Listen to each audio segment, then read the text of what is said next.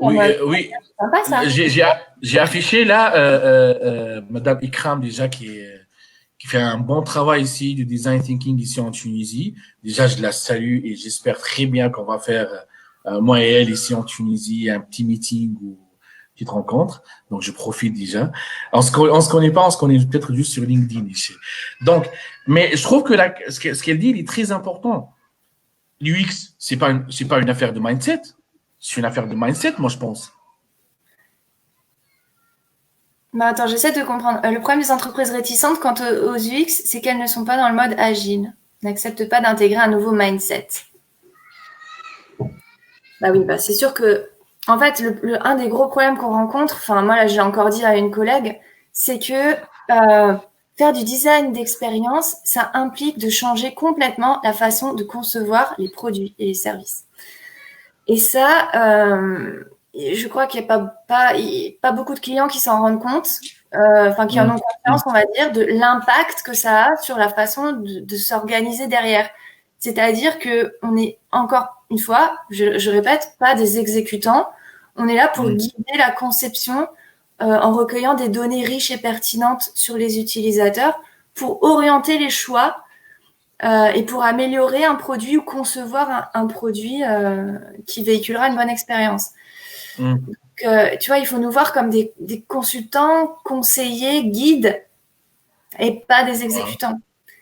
Donc voilà, le mindset, effectivement, il faut essayer de comprendre, comment dire, c'est une autre façon de concevoir. Donc moi, ce que je fais maintenant avec mes clients, c'est que j'essaie de leur expliquer le process de conception de manière un peu générale, tu vois, pour qu'ils voient un petit peu les grandes étapes par lesquelles on devrait passer idéalement dans la démarche.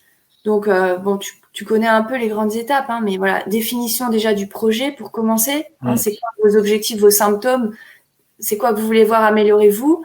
Et ensuite, exploration terrain pour aller comprendre ce qui se passe sur le terrain. Et ensuite, à partir de ça, on formalise sous forme de persona et d'expérience map ou de cartographie. Expérience, toute la matière qu'on a récoltée, voilà, on la synthétise sous forme de fiches visuelles où on voit bien les points de douleur, ou à quel endroit il se situe de l'expérience, du parcours. Et à partir de là, on fait une idéation, c'est-à-dire qu'on génère plein d'idées de solutions à des problèmes bien précis. En formulant comment pourrait-on, par exemple, je fais un petit aparté, mais et après, très vite, on prototype la solution la plus prometteuse et on la teste et on itère.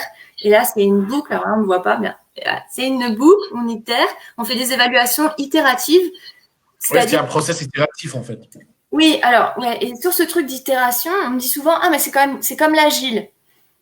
Bah, c'est comme l'agile, c'est parce que c'est itératif, oui, mais en agile, on itère sur un incrément fonctionnel qui est codé, alors que nous, on itère sur un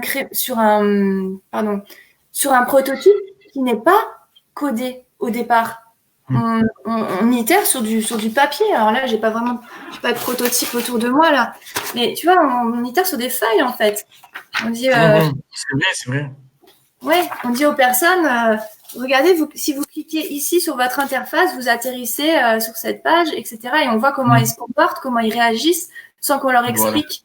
D'ailleurs, faut surtout pas leur expliquer. Justement, faut les laisser réagir. Donc voilà. Et qu'est-ce que je voulais dire par rapport à ça? Ouais, donc évaluation itérative.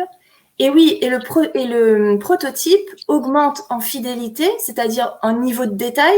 Il devient de plus en plus réaliste au fur et à mesure on commence avec un low fidelity pour arriver à high fidelity. Oui. Au fur et à mesure qu'on gagne en certitude, d'abord sur l'intérêt de la chose. Alors moi, ce que j'aime bien faire, c'est des storyboards au début pour déjà confronter le concept. Ah, mais je vois pas. Ouais, c'est trop flou, mais ouais. Ce qui est sympa à faire, et d'ailleurs, si vous avez un entrepreneur qui n'a pas beaucoup d'argent, j'ai eu le cas il y a pas longtemps, en fait, vous pouvez lui proposer une prestation où vous storyboardez le concept qu'il a dans la tête et qu'il n'a pour l'instant pas formalisé nulle part. Donc, vous storyboardez ça. Vous voyez, un storyboard, c'est une sorte de petite bande dessinée en 6 vignettes qui raconte le concept, l'histoire, en fait, du produit, avec la personne dans un contexte qui a un problème ou un besoin et qui le résout grâce au produit. Et donc, cette petite histoire, vous la formalisez avec le commanditaire, enfin l'entrepreneur en 3/4 d'heure, c'est bâclé. Et ensuite, vous allez la confronter à un petit échantillon d'utilisateurs représentatifs de la cible, pas avec vos parents ou votre chéri ou je sais pas qui n'est pas représentatif de la cible. S'il est dans la cible, tant mieux. Mais s'il n'est pas, franchement, il faut vraiment faire gaffe parce que non, mais vous pouvez recueillir des données qui sont biaisées, en fait, qui vont vous mettre sur des mauvaises pistes.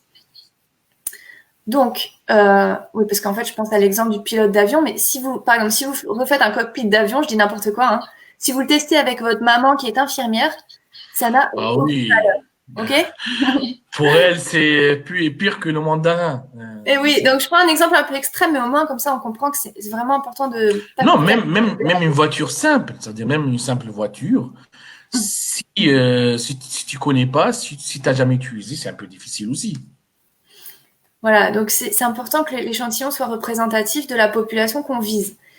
Et donc, une fois que vous avez itéré sur votre storyboard, parce que en fait, vous l'améliorez, votre storyboard, vous le confrontez à deux personnes, vous voyez un petit peu les points récurrents, et là, vous dites, ah ouais, elles ont toutes les deux signalé la même chose.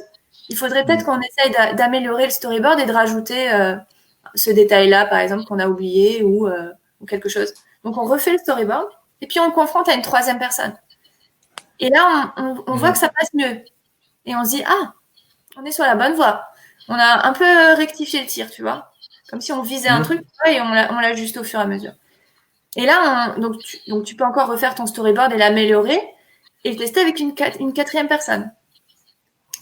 Jusqu'à ce que le storyboard, enfin moi je dis toujours, le storyboard à la fin, les gens doivent dire mais c'est génial votre truc, ça sort quand? Ou je peux le voir en vrai? Et alors ça, c'est bon signe. Ça, c'est le signe que ça vaut la peine maintenant de passer à un prototype qui sera plus détaillé. Ce n'est plus une histoire racontée sous forme de bande dessinée, c'est un proto plus tangible. Et plus fin, en fait, plus proche du produit. Mais ça, c'est encore un proto papier. Vous pouvez encore faire un proto papier. Vous n'êtes pas obligé de faire un proto cliquable, haute fidélité avec des couleurs, des machins. Non. Ouais, ça veut dire que t'es pas obligé de passer directement au logiciel, aux outils pour avoir un prototype. C'est ce que je dis toujours moi à mes étudiants. Je dis toujours que un UX designer ou un designer en général, c'est pas les outils, c'est pas l'utilisation des outils, mais en fait le design, c'est un mot en anglais, mais c'est en français, c'est imaginer et concevoir. Ça veut dire que tu dois avoir la force de concevoir, d'imaginer des solutions, parce que le design, enfin c'est quoi? C'est trouver des solutions à des problèmes. Celui qui n'a pas un branding, ou une charte graphique ou une identité visuelle, c'est un problème. Alors que nous, on doit trouver une solution pour c'est ça en fait. Un designer trouve toujours des solutions à des problèmes. Juste en parlant, excuse-moi de t'avoir coupé, mais juste un point très important. Ouais. Storyboard, tu as dit storyboard, on essaie avec deux personnes, avec une troisième, une quatrième, passer sur prototype. Ça s'appelle la méthode RIT, Rapid Iterative Testing and Evaluation. Enfin, ça s'inspire de la méthode RIT, d'accord? C'est pas moi qui l'ai inventé. Non. Autre chose très importante que moi je dis toujours que l'UX design, il n'est pas écrit sur le marbre, un peu un terme un peu arabe. Ça veut dire que le process il change. Le process UX, il n'y a pas un seul process. Il n'y a pas de recette toute faite en termes de méthodologie. Voilà. Tu vois, par exemple, avec l'entrepreneur, là, je commence direct avec des storyboards. Ça veut dire que je prends un raccourci énorme et que je fais pas toute la phase d'exploration. C'est un peu ta méthode. Commencer avec le storyboard. Ouais, je me dis, je prends un raccourci parce qu'en fait, le gars a telle et telle contrainte et telle ressource très limitée. Qu'est-ce que je peux faire pour un budget de 1000 € ou de 2000 €? Bah, je vais pas. Voilà. Tu vois, quand c'est très très contraint comme ça, plutôt que de dire au gars, bah non, je fais rien. Marie, sois imaginative. Qu'est-ce que tu peux faire avec dans un contexte pareil? Et je trouve que c'est ça qui est cool dans ce métier. Ouais, mais c'est ça qui est bien dans ce métier, c'est qu'on peut être imaginatif et se dire voilà, j'ai plein de contraintes, je peux pas, j'ai pas de temps, j'ai pas de budget, j'ai rien. qu'est-ce que je fais à minima? C'est quoi ma version minimaliste du process? Ben, moi, par exemple, c'est de faire des storyboards et de les confronter, déjà pour commencer. J'aime beaucoup ce que tu dis là, vraiment, je l'ai même noté. Ouais. Quand on fait des storyboards, je pense que, comme dit Godin, Seth Godin, un des plus grands marketeurs dans le monde, il a dit achète pas ton produit, mais ils achètent l'histoire derrière ton produit. Storyboard, ça raconte une histoire, généralement, elle est basée sur le storytelling, sur les histoires, en fait. Oui. Elle est un peu fun, ça veut dire elle est pas très formelle, très carrée et tout ça. Et donc, je pense que les clients, quand ils vont voir ça, parce que ils vont dire, ils vont imaginer. Parce que moi, par exemple, quand je parle dans notre domaine, par exemple, quand je fais des logos, quand je crée des logos, j'envoie jamais le logo en noir et blanc, en bleu, ou sur du noir ou sur du blanc, mais j'envoie le logo, ce qu'on appelle, je fais des mises en scène, des mises en situation, comme on peut le voir sur les t-shirts et tout ça, même s'il m'a pas demandé tout ça.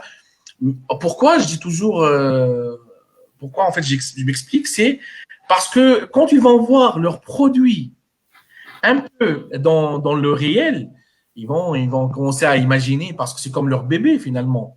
C'est un peu donc le storyboard. Je pense qu'il aide beaucoup à sortir ce parti imaginaire ou que le client attend son produit finalement. Oui, alors en fait le storyboard c'est vachement pratique déjà parce que la personne elle-même, enfin le commanditaire lui-même n'a pas forcément conscience de toutes les étapes de son histoire parce que lui c'est dans sa tête. Sauf que tant que c'est pas formalisé, tant que c'est pas mis par écrit si tu veux, en dessin, il y a des choses dont on se rend pas compte. C'est seulement ça apparaît mais c'est flagrant hein, quand on fait le storyboard, le dessin. Ça apparaît de manière assez flagrante que ah bah là ce qu'on avait prévu ça va pas marcher parce que là au niveau du contexte par exemple, tu vois on n'avait pas prévu bah non mais en fait ça marche pas notre truc donc il faut changer la vignette numéro 4. Ok, on change la vignette numéro 4, qu'est-ce qu'on peut mettre et on met quelque chose d'autre et on se rend compte qu'il manque peut-être une vignette entre 4 et 5 etc. Enfin voilà, c'est déjà rien que pour se comprendre avec le client, avec le décideur, c'est déjà franchement très très très intéressant cet exercice. Et ça évoque. Tamine, je m'excuse. Ah, je t'entends plus. Ah, ok. Tu m'entends là? Oui. Ok. Et ça implique quelque chose de très important, c'est d'impliquer le commanditaire dans le process UX.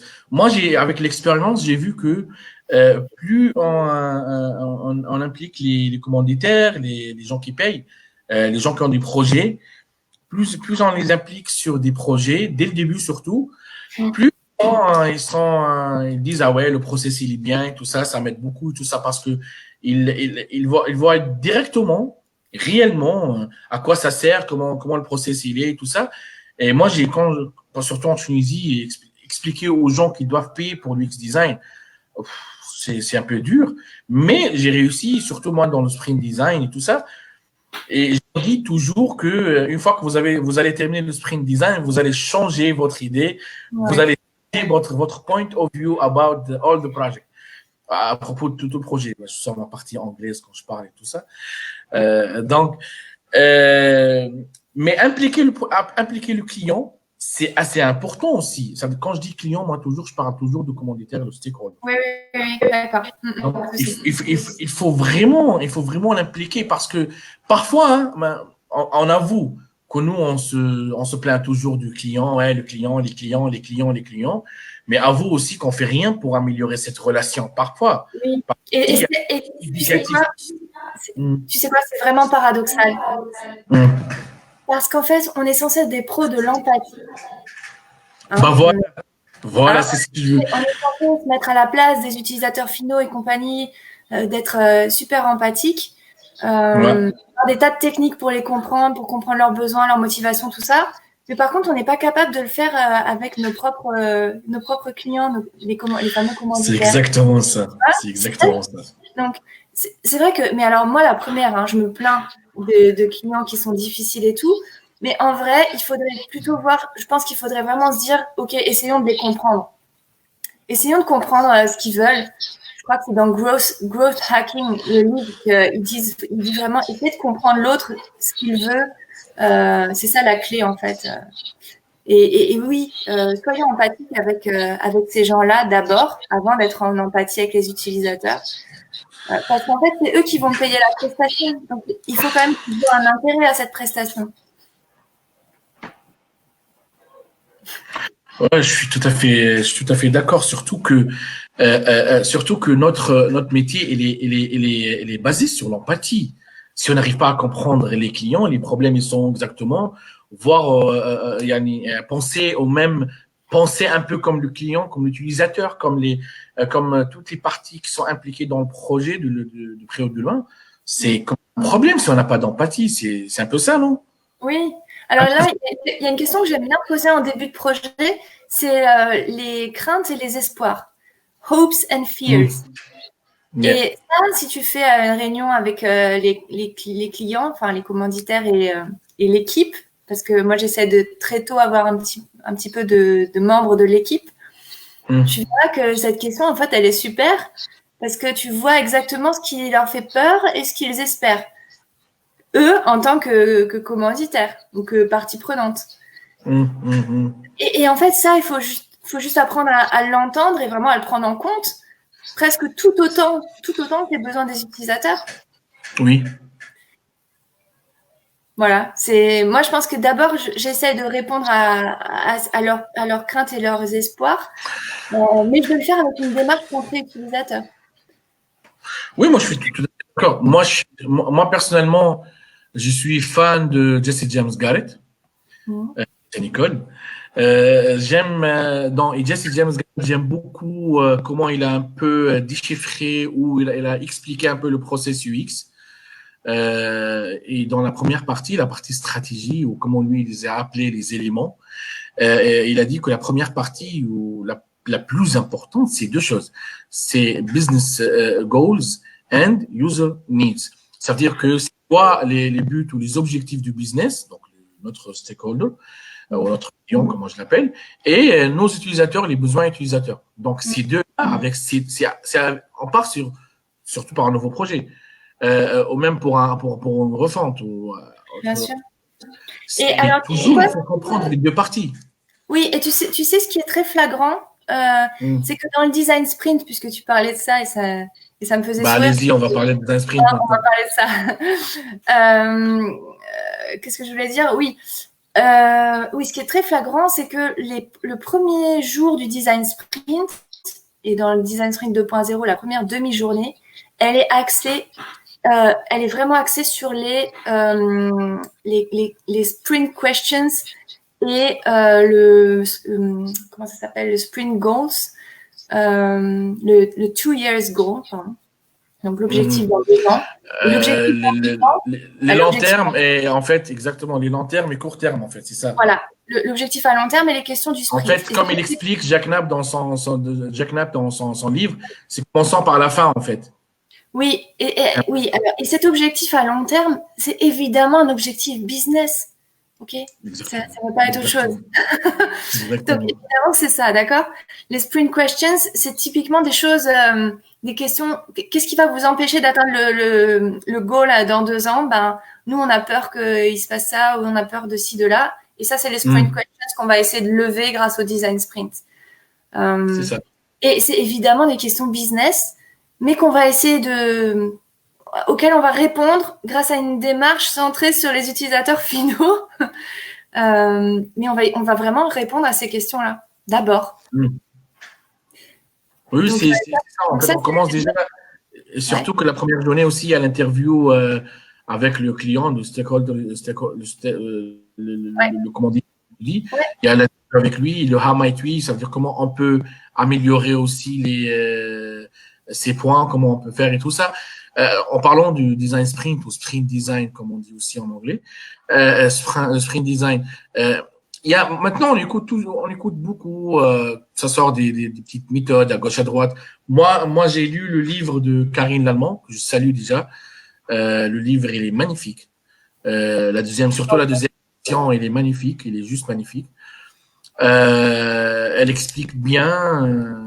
Qu'est-ce qui t'a plu dans son livre? Moi, j'ai beaucoup aimé plutôt la partie où les méthodes guérilla. Tu vois, parce qu'ici en Tunisie, ça nous aide beaucoup. C'est Bien comme sûr. si on adapté au marché tunisien. Après, le marché tunisien, je dirais, pas encore mature, mais c'est un peu le problème partout.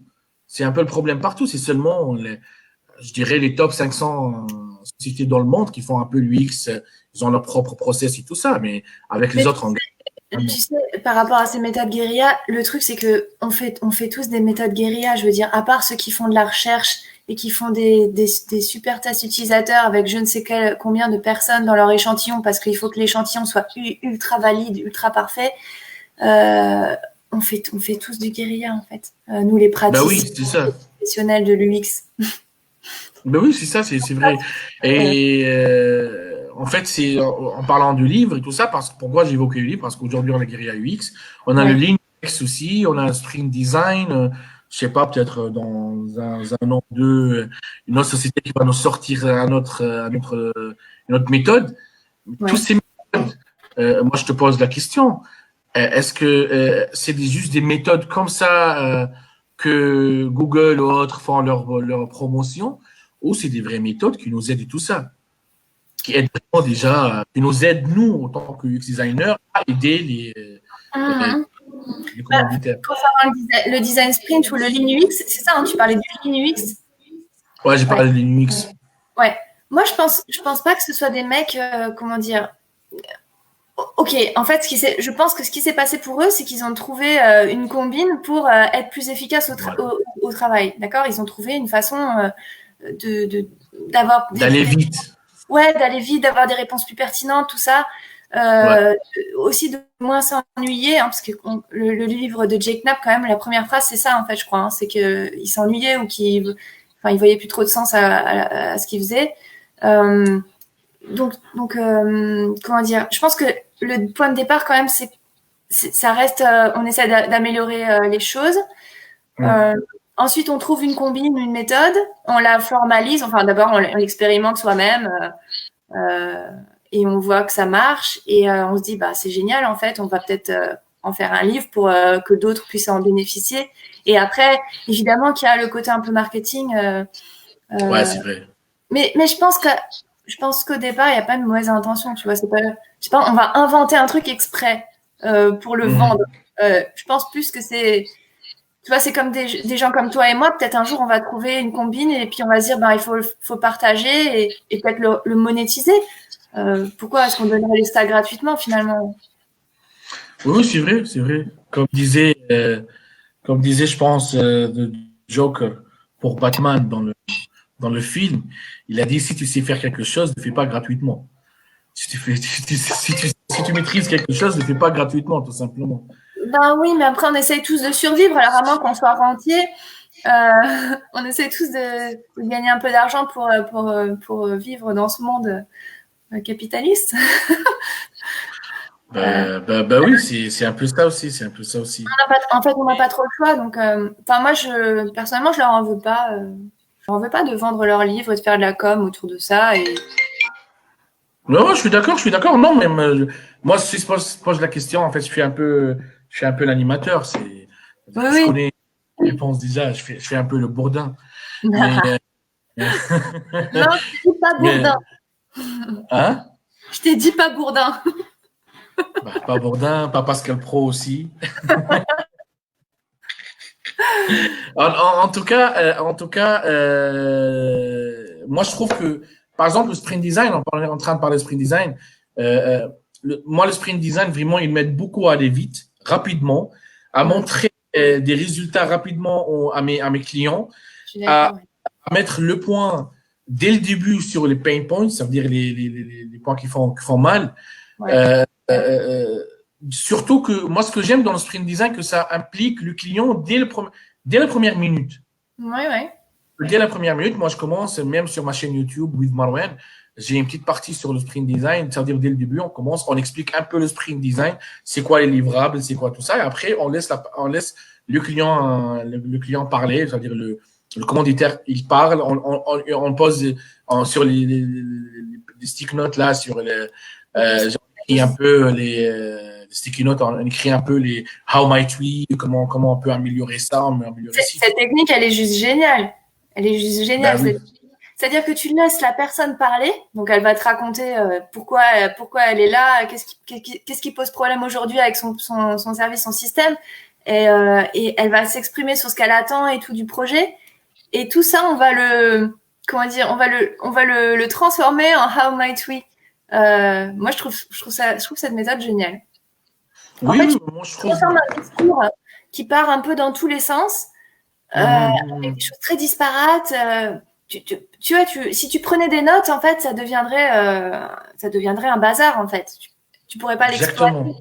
Tu pourrais pas facilement l'exploiter. Alors que là, avec la technique des How Might We, c'est juste super parce que tout le monde formule de la même manière les opportunités.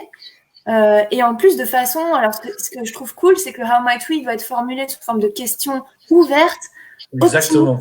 et spécifiques. Donc si tu précises bien ça, parce qu'il faut aussi savoir faciliter ce genre de choses. Alors, les design sprints comme ça s'improvise pas, même si il y a le livre. Franchement, c'est pas évident. Donc rapprochez-vous plutôt de gens qui ont de l'expertise là-dedans. Et donc cette technique, franchement, elle est juste géniale. Qu'est-ce que je voulais dire par rapport à ça? Ce que j'aime beaucoup aussi, c'est le côté chacun prend individuellement des notes, donc chacun note ce qu'il veut. Il n'y a pas quelqu'un qui parle plus que l'autre ou quoi. Ouais. Chacun... Surtout que le high might we se passe discrètement, donc c'est silencieux. Oui. Après, ce que j'aime bien, voilà, c'est qu'on met en commun et ensuite on les trie ensemble. Alors, en tout cas, dans la méthode de AG Smart, voilà, on les trie ensemble en silence, donc personne ne parle. Chut, pas de bruit. Enfin, pas de bruit. On peut mettre il y a le vote, il y a le vote après aussi, voter et tout ça. Voilà. Moi, Et tout ça, c'est vachement bien pensé. En fait, je me demande comment ils ont pu en arriver là. À mon avis, ils se sont dit, mais comment pourrait-on créer des réunions qui soient plus stimulantes? Comment pourrait-on éviter de tourner en rond pendant les réunions? Comment pourrait-on éviter qu'il y ait toujours les mêmes qui parlent? Comment pourrait-on éviter qu'on s'embête à faire des comptes rendus de 10 pages que personne ne lit? Comment pourrait-on... Non, mais c'est vrai, comment pourrait-on éviter de s'ennuyer pendant ces réunions qui durent 3 heures? C'est vrai que si on voit le sprint design de ton point de vue, là, ce que toi, tu dis là, mais vraiment, le sprint design, il nous a soulagés, en fait. Oui, bah oui. Moi, tu sais, j'étais pas très fan au début. Hein. Ah ouais, raconte-moi. Je le reconnais.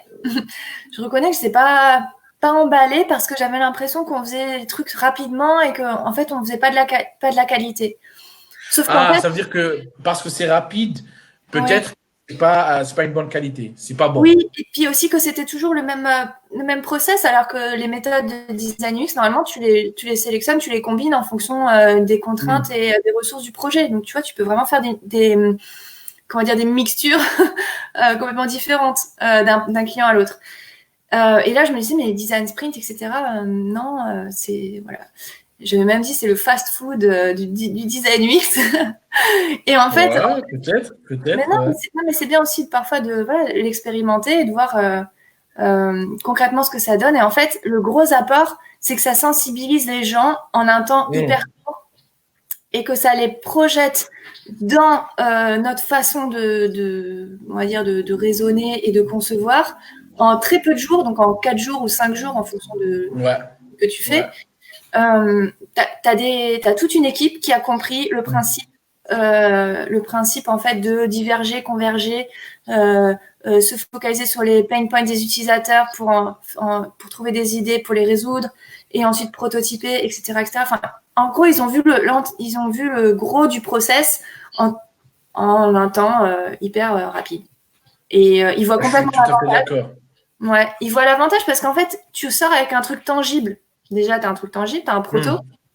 Et tu as en plus un proto qui a de la valeur parce que tu l'as testé. Alors, moi, par contre, je fais une variante sur le design sprint. Moi, je fais pas exactement comme Jack Knapp. Je fais des tests itératifs. De nouveau, cette boucle. C'est-à-dire que quand tu arrives au jour du storyboard, là, quand tu fais tes storyboards au mur ou d'ailleurs à distance, quand tu fais les écrans, que tu les dessines au feutre, là, avec l'équipe, à ce moment-là, tu peux déjà dire, OK, je peux confronter ça. Ok. Je peux confronter une version très très low fidelity, très basse fidélité à un utilisateur, voire deux, et puis déjà voir qu'il y a des soucis, qu'on devrait peut-être repenser certaines petites choses pour améliorer soit l'utilisabilité, soit l'utilité même de ce qu'on a prévu. Ouais, de la solution. Oui, parce qu'en fait, sinon, tu restes dans le process de JKNAP et tu passes toute une journée à prototyper un truc haute fidélité. Et jusque-là, tu n'as pas de certitude sur le fait que ce soit quelque chose d'utile et utilisable, Ouais. d'utile. Et t'attends le dernier jour, donc le vendredi ou le jeudi, selon si t'es en 2.0 ou pas. Et c'est seulement ce dernier jour-là que tu sauras si t'es dans la bonne direction. Et à la fin, t'as une sorte de go, no go. Moi, je pense Ouais, surtout que même Jack Knapp, il provoque cette situation dans le livre. Quand ouais, il a dit au début, il a dit qu'ils ont travaillé sans comment dire, le marketeur, je pense, ou ouais. le chef de marketing, pour qu'à la fin, quand ils ont avancé, et à la fin, le responsable a dit, mais non, c'est pas ça le problème. Oui, Et alors, peut-être ça représente un peu ça. C'est vrai que lui, il fait partie du projet. ouais. Toi, tu parles de trouver avec des utilisateurs, mais je pense que c'est une très bonne idée aussi à un certain moment, euh, d'impliquer quelques tests utilisateurs pour tester, pour ne pas avancer dans le Dans la vide. mauvaise direction. Mais oui. Exactement. C'est un peu Et ça, oui. surtout le sprint design. Moi, ce que j'aime dans le sprint design, c'est vraiment, il y a beaucoup de facteurs que j'aime beaucoup. Déjà, c'est l'aspect équipe. Ça fait un teaming de ouf. C'est vrai. Bien. Surtout que aussi que ça implique tout le monde, parce que ils vont dire tant qu'on est ici, bah, il faut travailler, c'est tout. C'est limité, la durée est limitée, donc du coup, on travaille de 9h jusqu'à 17h, donc du coup, il y a une deadline, et la deadline elle est toujours, parce qu'elle nous met un peu sous pression, donc la pression, elle nous aide aussi à dégager des idées, des solutions et trouver des solutions. C'est vrai. Bon, le sprint design, c'est un peu, c'est vrai que tu as dit, toi, c'est le fast food, mais c'est quand même un KFC, quoi.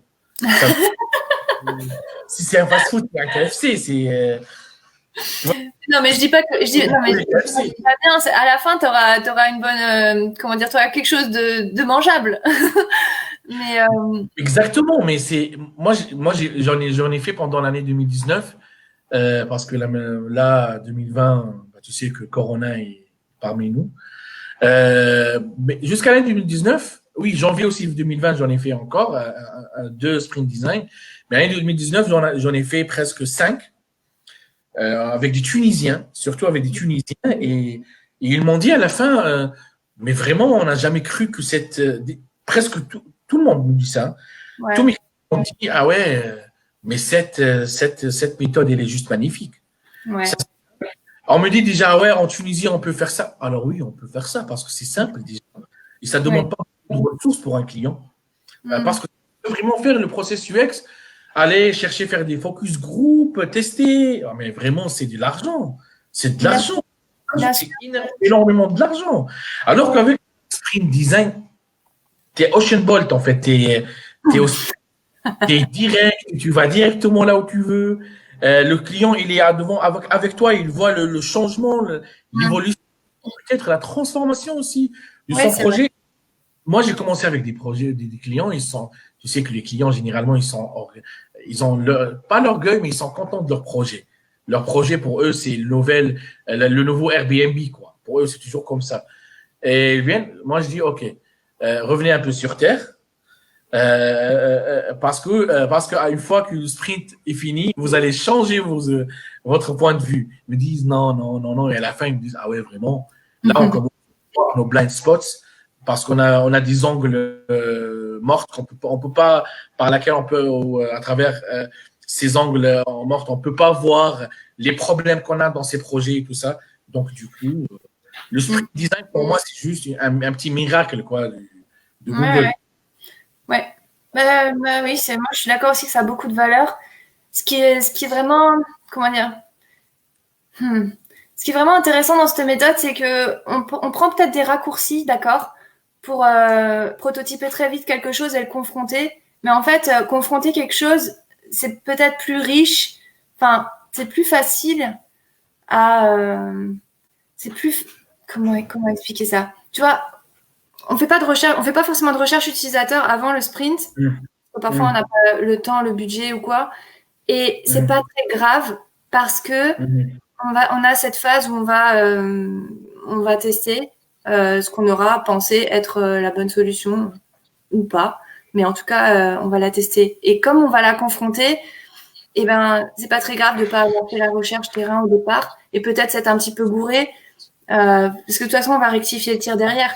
Et d'ailleurs, les agences comme AG Smart, ils font d'autres sprints derrière, mais des sprints un petit peu différents, tu vois, des sprints plus itératifs où ils vont encore faire une boucle d'itération avec plusieurs tests et augmenter le niveau de fidélité des prototypes. Donc, pour en revenir à ça, donc moi j'ai fait un design sprint récemment là avec un milieu industriel. C'était une usine de fabrication de papier. Et en fait, on n'est pas arrivé à un prototype haute fidélité parce qu'en fait, on ne voyait pas spécialement l'intérêt puisque le client, il voulait plus un cahier des charges à la fin pour voilà, il voulait un logiciel de pilotage de sa production, de la traçabilité. Et en fait, on a itéré sur des protos papier et ces protos gagnaient en valeur à chaque confrontation et itération. Tu vois, on allait dans l'usine. On montrait la petite tablette en carton avec le proto-papier. On voyait qu'il manquait telle ou telle chose. Le gars, il disait mais ça, pourquoi il y a ça? Ou ça me gêne. Ou moi, ce que je veux voir, c'est ça. Du coup, on revenait dans la salle, on changeait le proto, on revenait le voir. Et là, il disait c'est cool et tout, vous avez pris en compte mes remarques. C'est vachement mieux comme ça. Et là, ouais, c'est ça mon vrai métier, en fait. Tu vois, c'est d'améliorer la vie des gens. Quand même. Ben oui, en parlant de métier, ça veut dire que si je peux te demander, là, on est vers la fin. Déjà, pour les gens qui veulent poser des questions, parce que là, j'ai quand même 3 questions. Les gens qui ont envie de poser les questions, c'est maintenant ou jamais. Parce que sinon. Il y a une question. Je crois qu'il y a une question parce qu'il me semblait que j'avais une question que j'ai pas répondu. C'est mon parcours. J'en ai pas trop parlé.